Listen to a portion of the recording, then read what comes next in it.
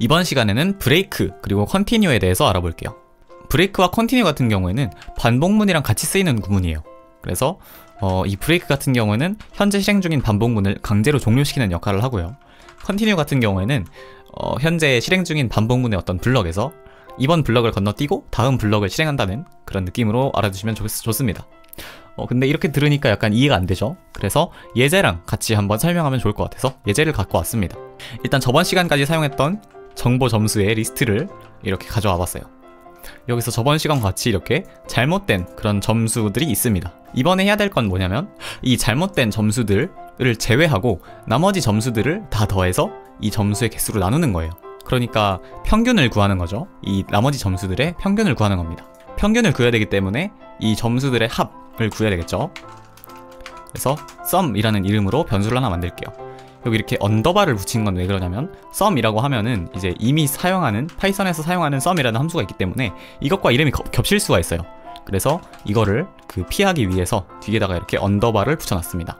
그리고 여기 있는 이 개수를 저번 시간에는 len이라는 함수를 이용해서 가져왔었는데 이 len이라는 걸로 가져오면 여기는 이렇게 잘못되어 있는 점수들이 있죠. 이 점수들도 카운트로 세서 이것까지 포함한 점수를 가지게 돼요. 그러니까 그런 건 포함하지 않기로 했으니까 length라는 이름으로 변수를 또 한번 만들어 볼게요. scores라는 변수에 있는 모든 스코어에 대해서 그 스코어가 그 유효한 스코어인 경우에만 이 sum에다가 스코어를 더하고요. 그리고 length에다가 1을 추가해야 돼요. 그럼 이 스코어가 유효한 건 기준이 뭐냐면은 그러니까 0과 100 사이에 있다. 0과 100 포함해서 1대만 이게 유효하면 되겠죠. 그러니까 이런 경우에는 이걸 실행하고요. 그렇지 않은 경우에는 뭐 유효하지 않은 거기 때문에 그냥 넘어갈게요. 그러면 이 평균 점수를 구할 수가 있어요.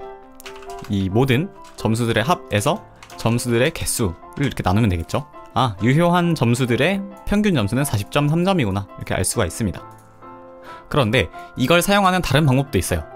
그게 뭐냐면 여기에 예를 들어서 어떤 다른 계산을 하나 한다고 합시다.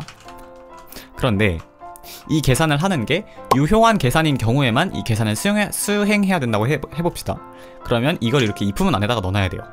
그럼 이제 또 여기다가 if문을 또 써야 할 때 계속 오른쪽으로 이렇게 가는 문제가 있을 수 있겠죠. 그럼 계속 오른쪽으로 가면은 저번 시간에 말씀드렸다시피 가독성도 떨어지고 이게 어떤 구문인지 어디 흐름에 포함되는지 파악하기가 어려워져요. 그렇기 때문에 if문을 줄이기 위해서 어떤 식으로 사용할 수가 있냐면 이렇게 실행해야 되는 명령들은 이렇게 밑에다가 놓고 이게 유효하지 않은 경우에는 이 값에 대해서 계산을 제외시키겠다 라는 구문을 위에다가 놓아주시면 돼요. 그건 어떻게 하냐면 만약에 이 스코어가 유효하지 않을 때 이 구문을 다음으로 넘어가겠다 이런 식으로 써주시면 됩니다. 일단 한번 써볼게요. 스코어가 유효하지 않다는 거는 100보다 크거나 0보다 작은 경우, 그러니까 스코어가 100보다 크거나 스코어보다 0보다 작은 경우인 경우에는 컨티뉴를 하겠다라고 하시면 됩니다. 이 컨티뉴는 뭐냐면 지금 여기 보시면 아까랑 똑같은 값이 나오겠죠.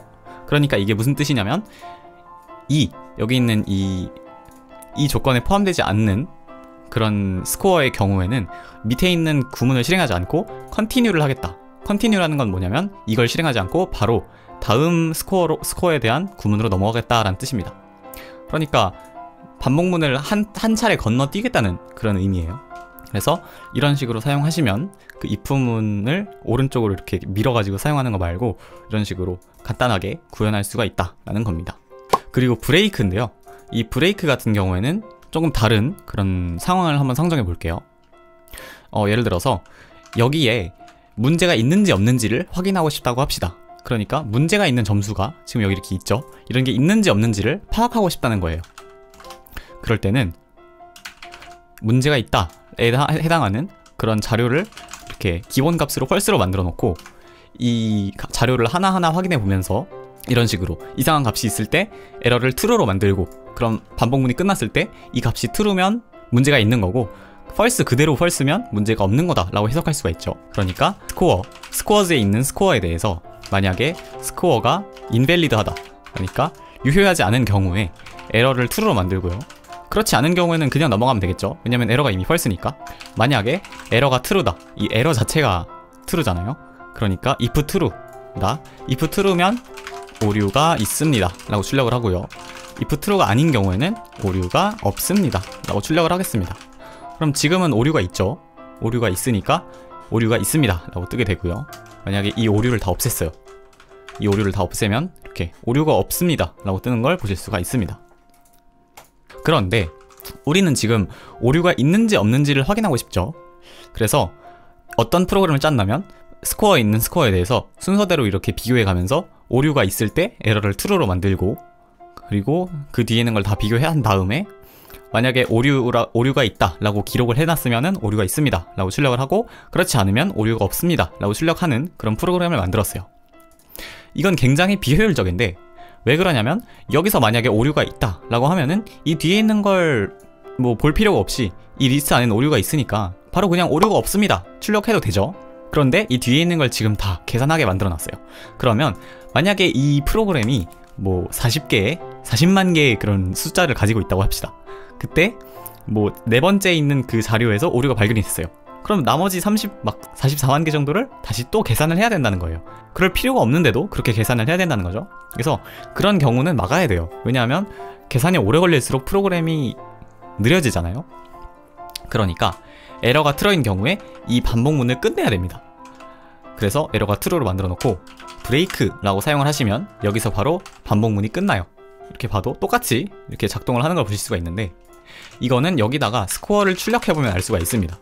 스코어를 이렇게 출력해보면은 40에 뭐시갱이에 처음부터 끝까지 간 다음에 오류가 있습니다 라고 하는 걸 보실 수가 있는데, 여기다가 브레이크를 적어 놓으면은 이렇게 76까지 확인을 하고 7을 딱 확인을 했는데 그때 에러가 true로 됐으니까 바로 브레이크가 되죠. 그러니까 이게 실행이 안 되고 여기 밑으로 가서 오류가 있습니다 가 실행되는 것을 보실 수가 있습니다.